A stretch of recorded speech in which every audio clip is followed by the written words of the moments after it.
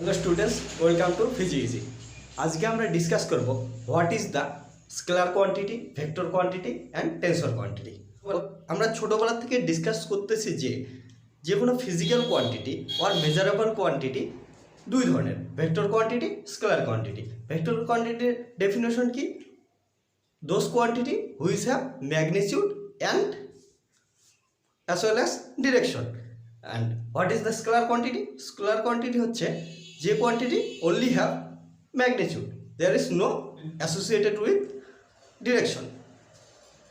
তাহলে আজকে আমরা দেখব যে স্কেলার কোয়ান্টিটি, ভেক্টর কোয়ান্টিটির যে ডেফিনেশনগুলো দেই সেই ডেফিনেশনে লুপহোল কি আছে আর এক্সট্রা টেনসর কোয়ান্টিটি কি জিনিস।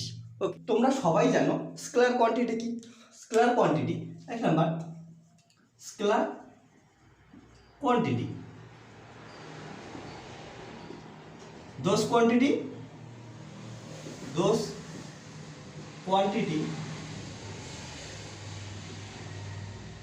which having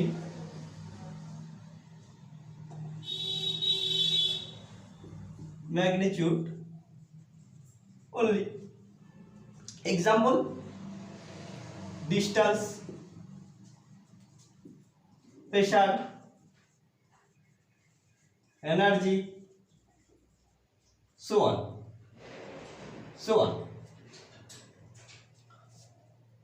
দ্বিতীয় number, vector quantity.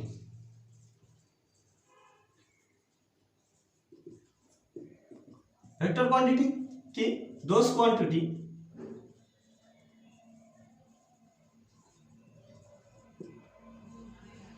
which having magnitude and as well as direction. For example, displacement, velocity, force, so on. Vector কোয়ান্টিটির আমরা ডেফিনেশন কি দিলাম?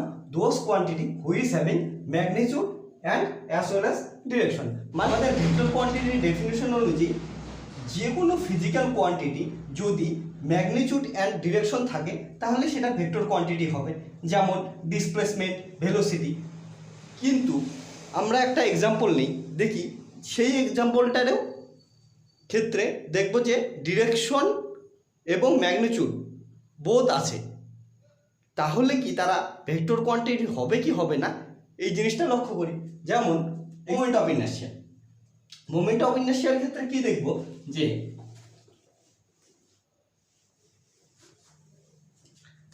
সাপোজ একটা রড আছে, এর মাস m, লেন্থ l, এবং এই রডকে ওর সেন্টার অফ মাসের রেসপেক্টে এমন একটা অ্যাক্সিস ড্র করলাম যেটা সেন্টার অফ মাস দিয়ে যাবে এবং ওর রেসপেক্টে রোটেট করলাম। তাহলে এর মধ্যে যে মোমেন্ট অফ ইনার্শিয়া ডেভেলপ হবে সেই মোমেন্ট অফ ইনার্শিয়ার ভ্যালু পাই আমরা m²/12।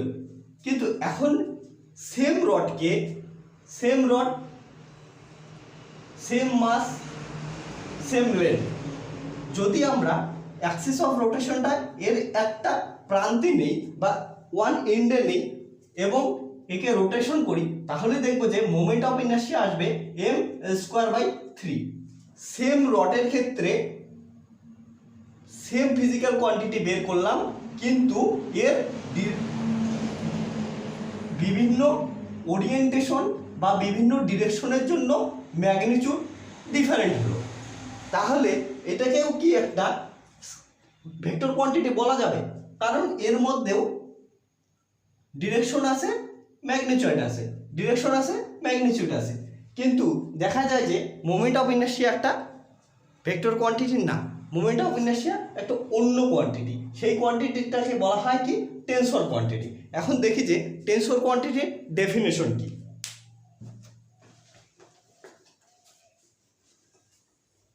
Definition of tensor quantity. Tensor quantity.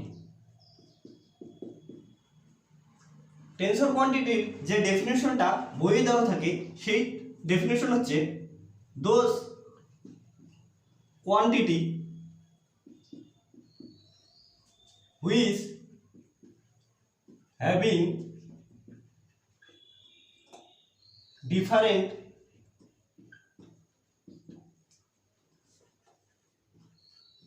magnitude in different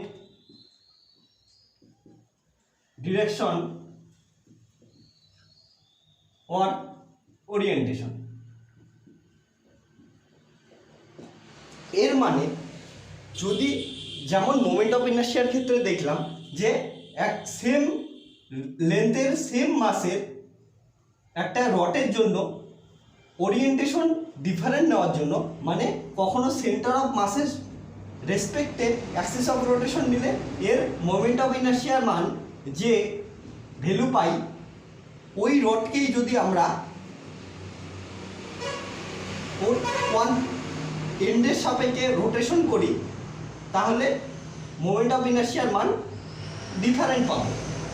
এই যে সেম ফিজিক্যাল কোয়ান্টিটি সেম রডের জন্য বের করার সত্ত্বেও এর ডিফারেন্ট ওরিয়েন্টেশনের জন্য ডিফারেন্ট ম্যাগনিটিউড পেলাম, এই ধরনের কোয়ান্টিটি টেনসর কোয়ান্টিটি বলে হবে। যেমন stress, strain, moment of inertia,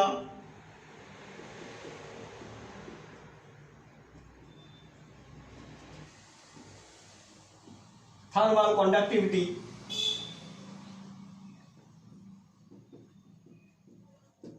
এখন দেখি যে স্ট্রেস কিসের জন্য স্ট্রেসকে টেনসর কোয়ান্টিটি বলা হয়।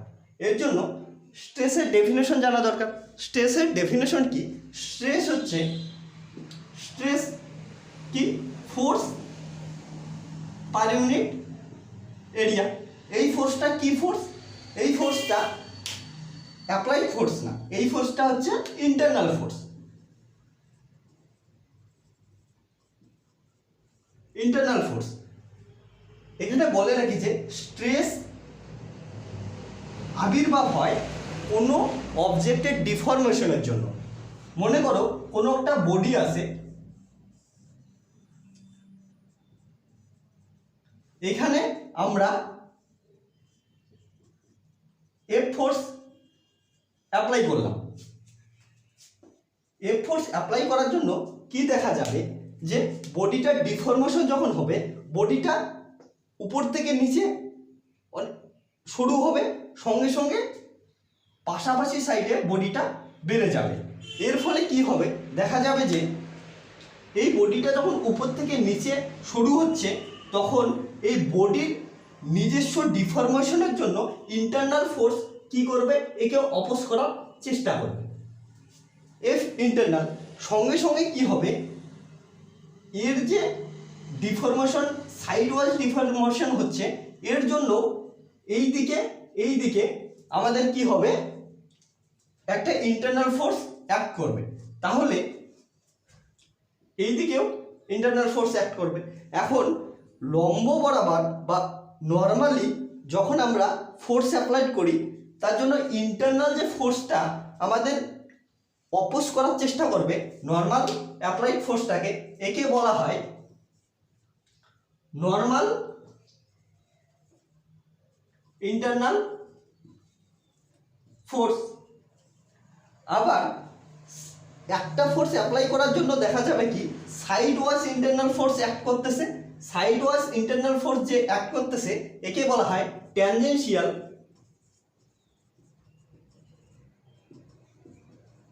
Internal force.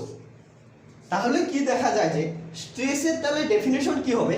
এই যে আমাদের যে এই ফোর্সটা আছে, এই ফোর্স ইন্টারনাল যে ফোর্সটা, একটা অ্যাপ্লাইড ফোর্সের জন্য দেখা যায় দুই ধরনের ইন্টারনাল ফোর্স কাজ করতেছে। একটা ইন্টারনাল ফোর্স কি হচ্ছে? ট্যানজেনশিয়াল ইন্টারনাল ফোর্স, একটা নর্মাল ইন্টারনাল ফোর্স। তাহলে স্ট্রেস কত ধরনের পাওয়া যাবে? এখানে স্ট্রেস দুই প্রকারের পাওয়া যাবে। স্ট্রেস ওয়ান কিসের জন্য পাওয়া যাবে? যখন এই ফোর্সটা নর্মাল ইন্টারনাল ফোর্সের জন্য, এফ ইন্টারনাল নর্মাল ফোর্সের জন্য বাই এরিয়া, অ্যান্ড স্ট্রেস 2 কি হবে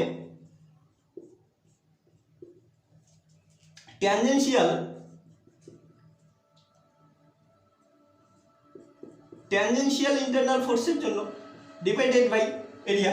তাহলে কি হবে, একটা ফোর্স অ্যাপ্লাই করার জন্য সেম বডিতে দুই ধরনের স্ট্রেস পেলাম দুইটা ডিফারেন্ট ডিরেকশনে।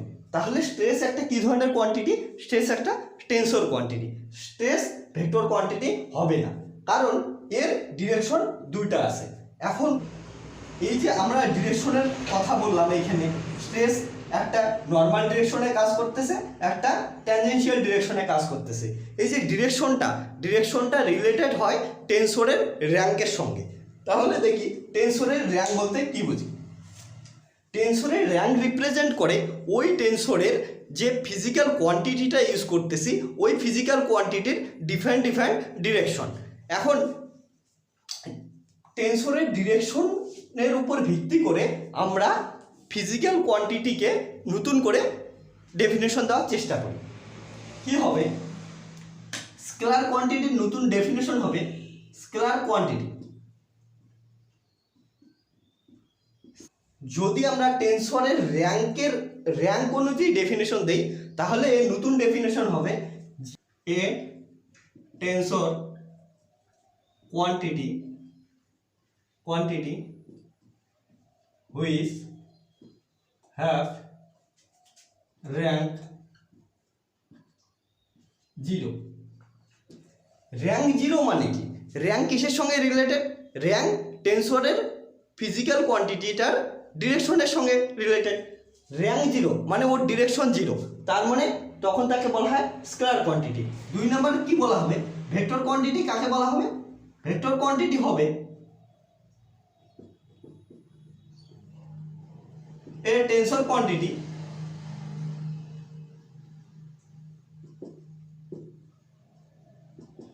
which have rank 1।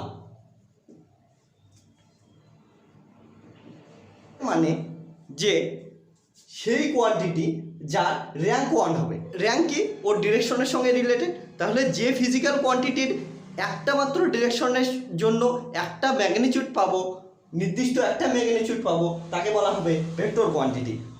তাহলে এখন দেখি এদের তিনটাকে আলাদা আলাদা করলে কি হয়। অ্যাকচুয়ালি যে কোনো ফিজিক্যাল কোয়ান্টিটি আমাদের রিপ্রেজেন্ট করে টেনসর কোয়ান্টিটির দ্বারা। ফিজিক্যাল কোয়ান্টিটি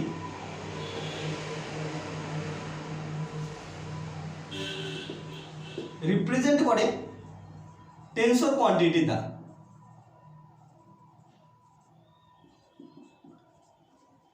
টেনসর কোয়ান্টিটি কি, those quantity which have different magnitude in different direction. এখন যদি কোনো টেনসর কোয়ান্টিটির র্যাঙ্ক 0 হয়, তাহলে সেটা দেবে স্কেলার কোয়ান্টিটি।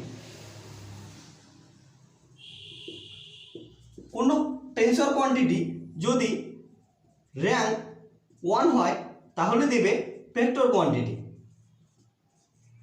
এর মানে হলো যে ভেক্টর কোয়ান্টিটি যখন আমরা ডেফিনেশন দেই যে those quantity which have magnitude and directions, তখন মনে রাখতে লাগবে ডিরেকশনের কথা বলতে আমরা একটা নির্দিষ্ট ডিরেকশনে একটা নির্দিষ্ট ম্যাগনিটিউডকেই বোঝাই। ভেক্টর কোয়ান্টিটির ডেফিনেশন দেওয়ার সময় মাথার মধ্যে এটা মনে রাখতে লাগবে।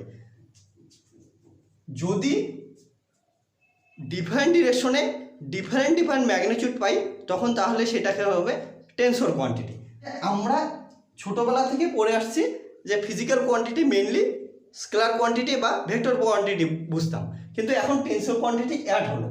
কেন হলো, অ্যাকচুয়ালি আমরা ছোটোবেলা থেকে যখন পড়তাম, আমাদের বেশিরভাগ ক্ষেত্রেই জিনিসগুলো ভেক্টর কোয়ান্টিটি বা ফিজিক্যাল কোয়ান্টিটির মধ্যেই ছিল, মানে টেনসরের র্যাঙ্ক 0 বা টেনসরের র্যাঙ্ক 1 এর মধ্যেই ছিল। কিন্তু এখন আমরা যখন হায়ার এডুকেশন নিতে যাচ্ছি, দেখতেছি যে টেনসর কোয়ান্টিটির কনসেপ্ট আসতেছে। টেনসর কোয়ান্টিটি মানে কি, টেনসর কোয়ান্টিটি বলতে এখানে বোঝাচ্ছে যেসব টেনসর কোয়ান্টিটির র্যাঙ্ক 1 থেকে বেশি, যেমন র্যাঙ্ক টু টেনসর কোয়ান্টিটির এক্সাম্পল কি হবে? একটু আগেই যে এক্সাম্পলটা ডিসকাস করলাম, stress, strain, thermal conductivity.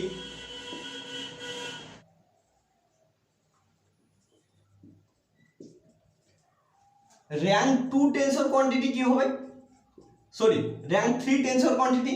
Rank 3 tensor কোয়ান্টিটির একটা নর্মাল এক্সাম্পল হবে ফিজিও ইলেকট্রিসিটি।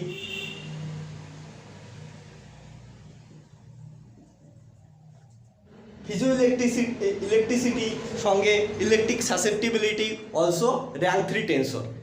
এই ধরনের কোয়ান্টিটিগুলো ডিসকাস করা শুরু করব। তাহলে বোঝা গেল যে টেনসর কোয়ান্টিটির কি আর ভেক্টর কোয়ান্টিটির সঙ্গে টেনসর কোয়ান্টিটির ডেফিনেশন কি। মাঝে মাঝেই ইন্টারভিউতে বা পরীক্ষায় একটা কোশ্চেন জিজ্ঞেস করে, what is the difference between pressure and stress. মনে রাখতে হবে প্রেশার একটা স্কেলার কোয়ান্টিটি, স্ট্রেস একটা tensor quantity which have rank 2। এখন সেম এক্সাম্পল যদি নেই, ওই বক্সের ক্ষেত্রে যে অ্যাপ্লাইড ফোর্স আমরা ইউজ করি, প্রেশার বলতে আমরা বোঝাই অ্যাপ্লাইড ফোর্স বাই এরিয়া, সেইখানে স্ট্রেস বলতে আমরা কি বোঝাই, ফোর্স বাই এরিয়া। কিন্তু এই প্রেশারের ক্ষেত্রে যে ফোর্সটা আছে এটা আমাদের অ্যাপ্লাইড ফোর্স, আর স্ট্রেসের ক্ষেত্রে যে ফোর্স এটা বডির ডিফরমেশনের জন্য যে ইন্টারনাল ফোর্সটা কাজ করে সেটাই আমাদের স্ট্রেসের ক্ষেত্রে ফোর্স। এটাই মেইন ডিফারেন্স স্ট্রেস অ্যান্ড প্রেশারের। ওকে স্টুডেন্টস, আশা করছি সবাই বুঝছো। যদি কোনো প্রবলেম হয় অবশ্যই কমেন্ট সেকশনে কমেন্ট করো।